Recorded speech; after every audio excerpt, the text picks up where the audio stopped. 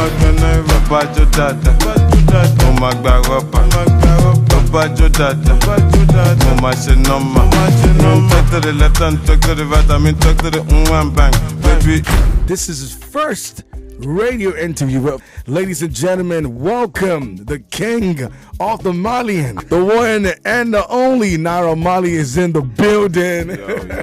Yo. Welcome to the show, bro. Well up, thanks for Thank you for coming. Thank you for coming, Naira. I mean, we already said it bluntly that you don't do radio interviews, right? No. But I want to ask that question, why? Because I'm not really good at speaking, should I say. I'm not good at answering questions. I don't like questions. I ask the questions. But the thing is, when you say you're not good at speaking, because you are good at speaking. Yeah, you speak. I'm not good at answering questions. He just doesn't like questions. I don't like Why? answering Can I ask you why? That's also a question. I ask questions. I like asking the questions. I don't like being You don't like being being asked questions. because my mouth is not really that good. I can say the wrong thing, and you can't really take it back when you say the wrong things. You know. I feel can't like understand. You feel sometimes that, I mean, you embody all of this as a person. Do you feel very fine being that person? Are you going to ever change for any reason? Or this is who you're going to be?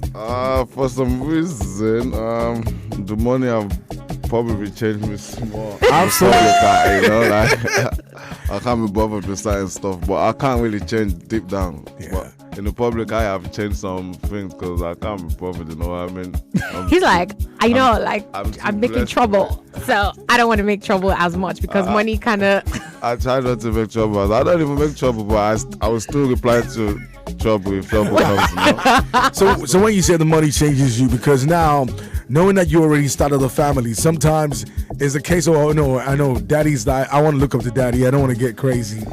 Do you think sometimes people still pushing, Naira, what's going on now? They expect you to speak on certain things and you're not. Yeah. People expect me to still be like rugged and be the same me doing live and talking all that. Yeah. But like I have a lot of people looking up to me now. I have like my own artists, you know, that I can't embarrass them. Have my kids, and apart from that, I'm so blessed, you know. Like in the space of that many years, I've done so many things for myself. Like I'm so blessed. Like I'm just not good at showing off, but I'm so blessed, so happy, you know. Aww. So that obviously it changed my movement, you know. It's amazing to hear that gratitude in your voice, obviously, because everybody feels, because of how outspoken you are, people just tend to feel like you have this extra strong exterior and nothing gets to Naira Marley. Nothing gets to me, to be honest. You know, like, you can easily show me. Nothing actually gets to me because I'm used to the hate before the love, so you know, like I need all the hates and all the love, you know.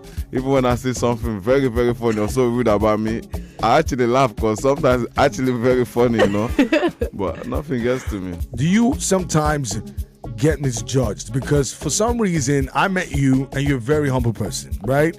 But do you think some people think otherwise? I get misjudged a lot and misunderstand me a lot, but it's okay. People will always be people, you know what I mean? It's okay. I ain't gonna explain myself to anybody. It's okay. I know I misjudge people too. It's okay. I don't mind, you know. Well, I like this. But as long as I partied with him before. You're just so calm. I am. As long as they misjudge me and I keep getting my own income, my own blessing, it's okay, you know. And it's okay. Talking about the music, right? And this time around, you said this is God's time. You know, sometimes there's a disparity. Everybody expects you to go. The name of the album, it almost comes from an angle of there's a reason why. Yes. Is there a space you are now for you to name that album God's Time? Okay. Alone, God's Time is the best. So that's the name of my album. Yeah. Some people are expecting me to sing gospel because it's a Have God's they Time. met you? Do you know what I mean? If I name my album Water, I'm not going to be talking about all brands of water. Do you know what I mean? They just need to be smart enough. Like, you know, like I named my album God's Time is the best because to me, you know, there's a lot of things that's happened in my life. Like me moving to Nigeria, you know, I grew up in the UK and I didn't choose to come to Nigeria at the time I came. It was just God's timing. Like I basically got forced to come. Like it was God's timing. I was doing music before. And before I started music, I went into music for because I wanted to start my own music label. Yeah. Do you know? And then I mistakenly made a song, and then it went viral. And- So that was like 2015 or so that I wanted to start my own label, but it didn't happen then. And look, God's time is the best. It happened like now, and just so many things, you know, in my life, like me having my kids. Everything was just in God's timing, you know. So basically, I mean, it's so more to yeah. this story than just that. Absolutely. So you've just been moving, like, it's just like all through your life. That has kind of been the theme. Exactly. God's time has just been the best. Been the best. Even when I've tried to do things in my own timing, it's not the perfect time. It's not the best time. It will flop, and I just have to wait for God's time. And it actually eventually happened, and it's like a movie. Better than anything exactly, you expected. because that I'm move guessing. you even made all the way from London. Yes. Would you have made that move? I would not have made that move. Because the first thing you think is, I'm comfortable here. I mean, you know, I'm with my people, and I'm going to a place that I know is my country, but I'm not familiar with a lot of things. No, I was very comfortable in UK. I was in the gang life, and my education was there. Everything was there, you know. I didn't think I would ever come to Nigeria, you know what I mean? Come back to Nigeria. But God's timing, I came. There's more to the story that I might not say now. I will say in future, but God's timing, I had to come. I had to come by force. But then I came and I didn't give up, and went back to London to sell out the shows. And Crazy. Love it. The turn of events have been really amazing. So with me, with the God's time is the best. It doesn't mean I'm not godly. It doesn't mean it's godly. I'm a very godly person. It just means, like, to me, sorry for saying this, like, I think to have sex is even better to have sex, and God's time is the best, you know. Like, if I don't have sex, I think God's time is the best, you know. That's why I have 4 kids at the right time, and twins and blessed kids, you know what I mean? So to me, it's not because my album's got God's time is the best. And the first thing you're going to hear on the album is booty twerk. Yeah, but so you know what you came for. That's the only time on daytime radio we're going to allow a little bit of stuff. We don't really break the rules as such, but I get it. And the truth is, you know, knowing this about, I mean, everybody talks about all the egos. People talk about, you know, people say things about, oh, there's a Naira Marley, there's a Daddy, there's a Naira Marley. Yeah. Which of the Naira Marley gets the better part of you?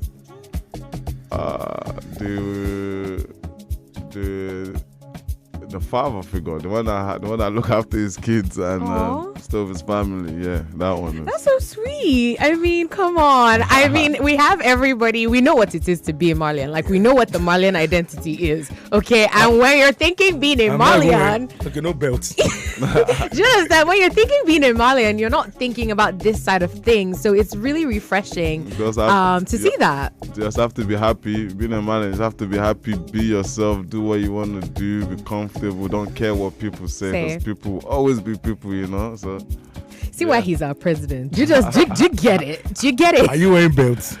Me, I never wear belts. Have you ever seen me wear belts before? You know, come on. For everybody who wants to concert and wear belts, like, first of all, you come there with no belts. That's how to be a Malian. You know, and to be honest, like I said, for everything you embodied, you have a body of work right now that people are talking about. You know, there are challenges in making records. Which one has been the best so far for you? I know everybody says, you know, you're a creative. Nobody says I have the best song or this song is my favorite. But I'm sure there's some songs that when you listen to it, they think, oh, I made that track. Which song catches your attention on that album? Oh, on the album, I would say... the album is just not Naira Marley, but I would say Montego Bay. Okay. I listened to that this morning, actually. Ayawada, because I really like Ayawada. It's like me being honest and just asking questions like, really, Ayawada. I like Ayawada, and Modino Kai, you know. That was just me sending a message out to the people, like my colleagues and other people, you know. Yeah. Nice. But I mean, it's been a while since you put out a body of work, and so now there's this, and obviously we saw the video, which made us all anticipate, because you're just standing there as the president and telling us, you know, you guys, I'm coming, and then it finally dropped. What would you say, like, the response has been, considering the fact that I feel like everyone was waiting for it? Have you know, what's it been like since it dropped? It's overwhelming. The rest is good response. My Malians are supporting, and some people still haven't heard it, but in due time it's gonna get to them. It's gonna God's time is the best. You know, you just have to hear the song once, and you know. Feeling like Spartacus, dangerous, hazardous, famous, rich of course, Lagos, you better hustle. We don't, for me, if you moving in this direction, comparisons to me, as long as everybody's doing good in their own space. Comparison is one thing in Africa. In Nigeria, comparison, they're going to always compare. They have to. They got to do it. You don't like that, right, do you? I don't have a problem. I just think they need to work on themselves, because people you're comparing, their whole family is proud of them. Like, you know what I mean? I'm screaming. You know what I mean? The whole family is proud of them. Angle. But I mean, I don't know that, you know, you can be compared to anybody. If I'm going to be honest, I feel like you're so much in your lane. Yeah. I mean, have you been compared to? Have they compare you with anybody? They do. That's life. Are you That's for life. real? That is life. You know, you can't. If you buy a car, they're gonna compare your car to someone else's car. That's life. No matter. But like in music though, like on the scene though. In music, in the industry, no matter what you do, they're gonna find a rival for you. They're gonna find a competition for you. No matter what you do, you know what I mean. It's up to you how you wanna deal with it. You know. Crazy. They're gonna create. Hey, this is what they do. Compare. You have to compare. Like I've been through it, bro. I have been. You know, but really and truly, all they should be doing is, if they really like comparing, like, you know, comparing is important. You have to compare your dad with someone else's dad.